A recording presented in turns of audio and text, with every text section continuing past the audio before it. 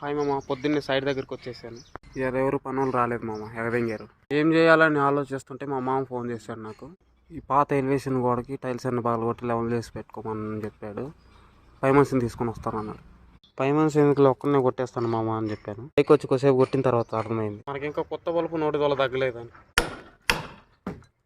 చెయ్యి కొత్త భాగం నొప్పి పెడుతుంది మామ.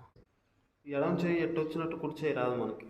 ఊర్లో ఉన్నప్పుడు నైట్ టైం పల్లికి వెళ్తుంటే అడవి పందులు గుద్దేసి మోచేతి బొక్కకి కంకర రాయి గుచ్చుకుంది. అప్పటి నుంచి చెయ్యి కొంచెం నొప్పి పెట్టింది అప్పుడప్పుడు. అయినా మనం వెనకడికి వేయం మామ. చేసే పనికి తీసుకునే కూలీకి న్యాయం చేయాలి మామ, లేకుంటే మనం ఒంటికి పట్టదు.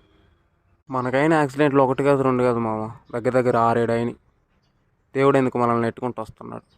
మనం చేసే ఎరుపు పనులు అట్టుంటాయి మరి. కిందకి వచ్చి వీడియో చేస్తుంటే పిల్లిగాడు కనిపించాడు. పైన పడి కొత్త భాగాలు రక్కింది మామ దాని అక్క. తెంగుతో ఫీజులు ఎగిరిని జర అయితే ఒట్టకాయలు బీకి చేతిలో పెట్టేది. కింద ఉంటే దాంతో ప్రమాదం అని పైకి వచ్చేసాం మామ. సగం కొట్టేశాను, ఇంకా సగం ఉంది.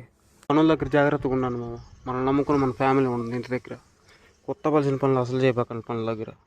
వాచ్మెన్ లేడు, పాడు లేడు. చూస్తుంటే డంపింగ్ యార్డ్ ఉన్నట్టుంది బిల్డింగ్.